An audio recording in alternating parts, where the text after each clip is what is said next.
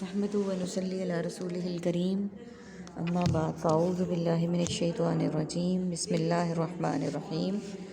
سورہ کہف کی آیت نمبر 75 سے آج کے سبق کا آغاز کریں گے۔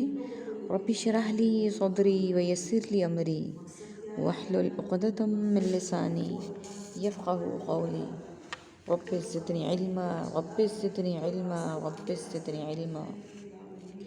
اللہم فقہنا فی الدین اللہم فقہنا فی الدین اللہم فقہنا فی الدین۔ اعوذ باللہ السمیع العلیم من الشیطان الرجیم من ہمزہ ونفخہ ونفثہ۔ الحمدللہ ثم الحمدللہ۔ آج ہم پارہ نمبر 16 کا آغاز کر رہے ہیں اور یہ ہمارا پہلا سبق ہے اس کا، اور ہماری چل رہی ہے سورہ کہف، آپ سب جانتے ہیں۔ آج ہم اس کی آیت 75 سے پڑھنے کا آغاز کریں گے۔ اللہ تعالیٰ سے دعا ہے کہ اللہ تعالیٰ اسی طرح سے ہمیں پورا قرآن پاک تکمیل کرنے کی توفیق عطا فرمائیں، آمین یا رب العالمین۔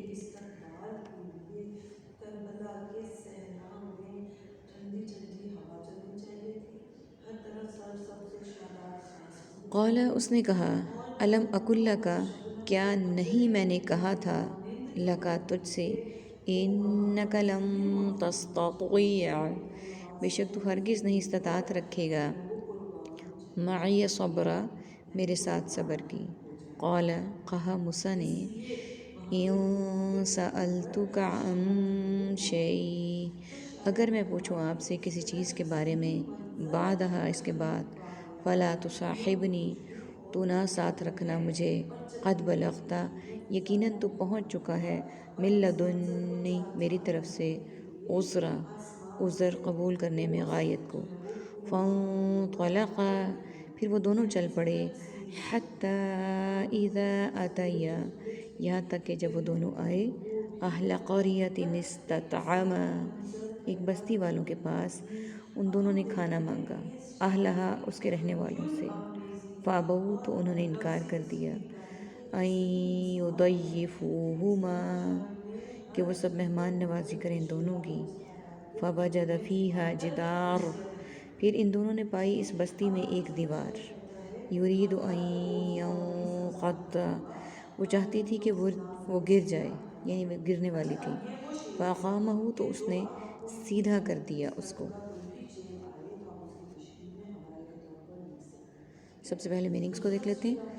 قال، قول، اقوال مقولہ اور اقوال ضرری، تستطیع، استطاعت، حسب استطاعت، معیہ، ما، اہل و عیال، معیت، سألتو کا سوال، سائل مسئول، فلا، لا تعداد، لا علاج، لا جواب اور لا علم، تو صاحبنی، صاحب، صحابی، صحابہ، بلغتا، بالغ، بلوغت، ذرائع ابلاغ، من جانب، من من حیث القوم، عذرا، عذر، معذرت خواہ، حتی، حتی الامکان، حتی الوسیع، اور حتیٰ کہ، اہلا، اہل و عیال، اہل خانہ اور اہلیہ، قریتی، قریہ، قریہ، بستی، بستی، ام القریٰ، فوجد، وجود، موجود، فیہا، فی الحال، فی الفور اور فی الحقیقت، یرید، ارادہ، مرید اور مراد، فاقامہ، قائم، قیام، مقیم اور قیامت۔ عربک کے ورڈز دیکھیے، طلقا، دونوں چل پڑے، اتیا، وہ دونوں آئے، ابو، انہوں نے انکار کر دیا، جداراً، ایک دیوار، ینقض، وہ گرا ہی چاہتی تھی۔ سورہ کہف پارہ نمبر 16 آیت نمبر 75 میں شمار ہو رہا ہے، اس وقت ذکر کیا جا رہا ہے۔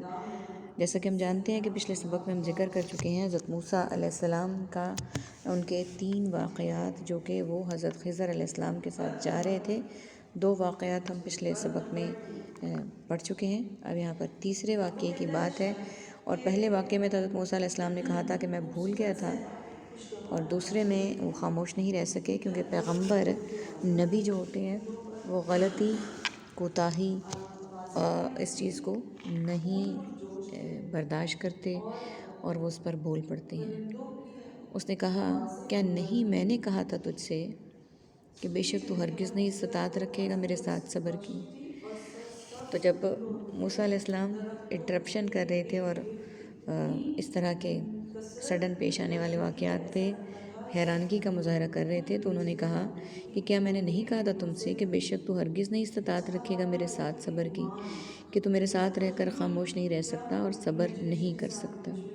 تو موسیٰ علیہ السلام نے جواب دیا، اگر میں پوچھوں آپ سے کسی چیز کے بارے میں اس کے بعد تو نہ ساتھ رکھنا مجھے، یقیناً تو پہنچ چکا ہے میری طرف سے عذر قبول کرنے میں غایت کو۔ हमारी कोई पसंदीदा हस्ती आती है تو موسیٰ علیہ जिसको السلام हम نے کہا पसंद کہ करके हम اب تک उसको مجھے ऐसे معاف کر دیں، बर्बाद के لیکن लिए اب اگلی دفعہ اگر میں نے उसको پوچھا उठा लेकर खड़े होते تو آپ हैं مجھے कि اپنے ساتھ نہ हमारे رکھیے گا، کیونکہ آپ जहन में میری جو ہمارے لیم یا ہماری ایکسکیوزز سے پسندیدہ جو باتیں ہیں وہ ہم پیک پر کہیں پہنچ چکے ہیں، اب آپ کی برداشت کچھ ختم ہو چکی ہے، اب نچھاور آپ دیتے برداشت ہیں نہیں نا، کر ایسے پائیں بھی گے۔ ہوتے ہیں نا کہ تقریبات ہوتی ہیں پھر وہ دونوں یا چل پڑے، کوئی بھی اچھے یہاں ہمارے تک کہ وہ پسندیدہ دونوں آئے ایک روایت بستی ہوتی والوں ہے کے یا پاس۔ بچیاں یا بچے ان کوئی کا اپنے گزر ہوا ایک والدین بستی سے، وغیرہ کا مقصد یہ ہوتا ظاہر ہے سفر کہ کی بچوں تھکان کو تھی غربت پوری اور کی جائے، اسی جو طرح سے وہ بہت کھانے کی زیادہ ضرورت پیش آئی، خوبصورت بھوک کی منظر شدت تھی۔ تخلیق ہوا چاہے ان دونوں نے تو کھانا لیکن مانگا یہاں اس پر کے رہنے شاعر نے والوں سے، یہ اس سوچا بستی والوں سے کہ کھانا ہنستے مانگا، مسکوت تو رہو انہوں نے اور انکار کر دیا کہ وہ ملک سے مہمان لگے، نوازی کریں۔ ہر طرف حسین ابھی منظر دیکھیں نا، یہاں سے ذرا کچھ جو درویش ہیں نا، وہ اس سے مراد یہ لیتے ہیں اس آیت کے مفہوم سے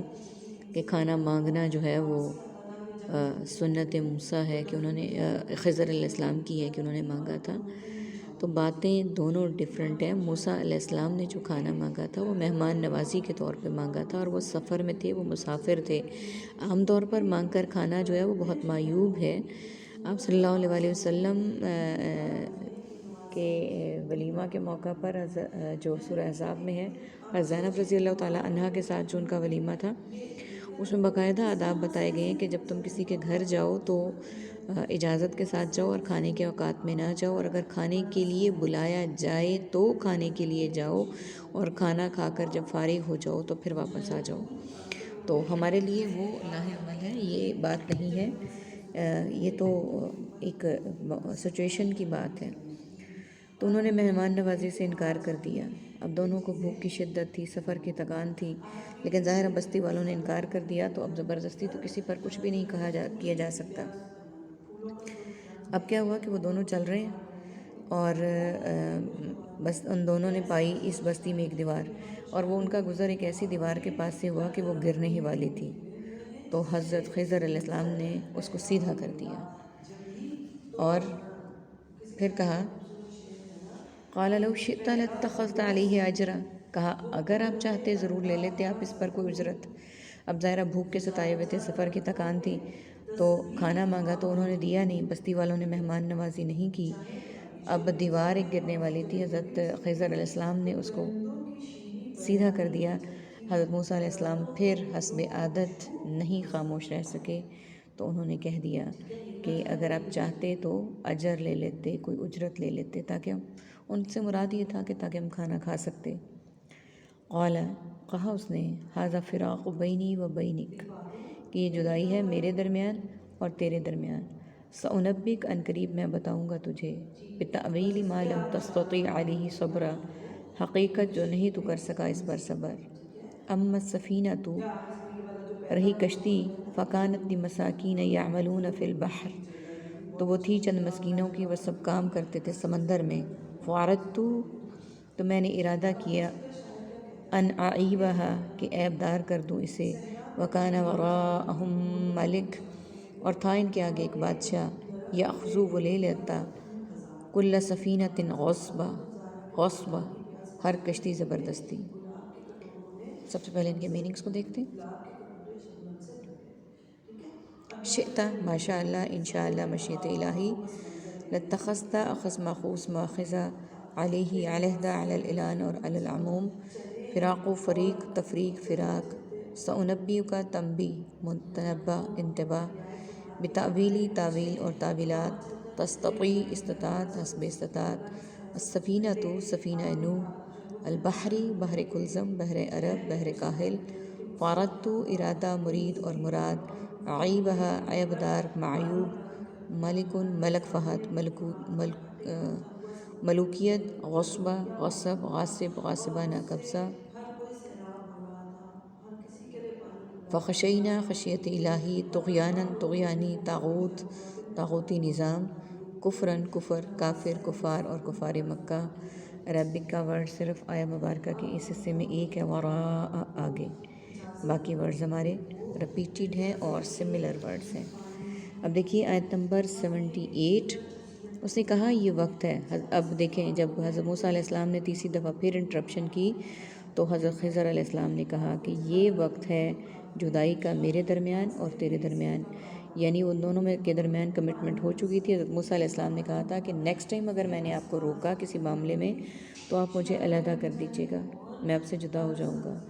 تو اب جب تیسری دفعہ یہ معاملہ پیش آیا تو حضرت موسیٰ علیہ السلام نے حضرت خضر علیہ السلام کو کہا، حضرت موسیٰ علیہ السلام کو خضر علیہ السلام نے کہا کہ یہ وقت ہے میرے اور تمہارے درمیان جدائی کا، عن قریب میں بتاؤں گا تجھے اس کی حقیقت جو کہ نہیں تو کر سکا اس پر صبر۔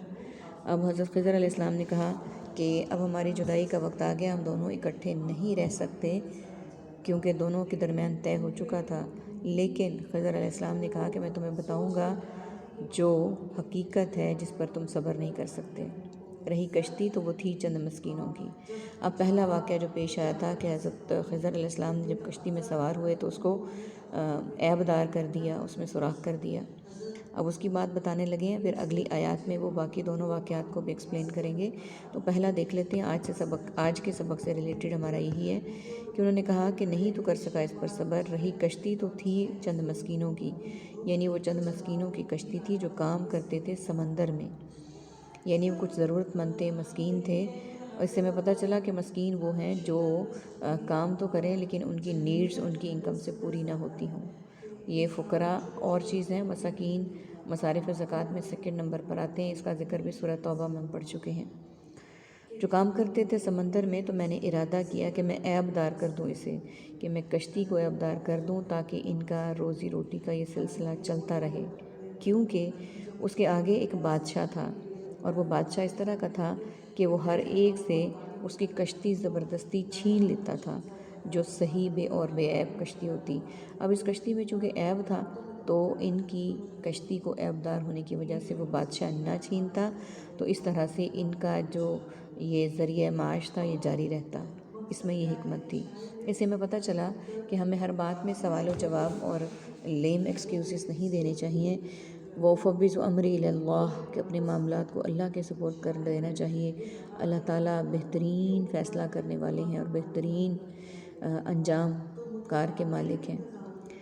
ہمیں بھی اللہ تعالیٰ سے دعا ہے کہ اللہ تعالیٰ ہمیں بھی اپنے اوپر مکمل اکتفا کرنے کی، مکمل ٹرسٹ کرنے کی توفیق عطا فرمائے۔ حسبنا اللہ ونعم الوکیل ونعم المولا ونعم النصیر۔ وآخر دعوانا ان الحمد للہ رب العالمین۔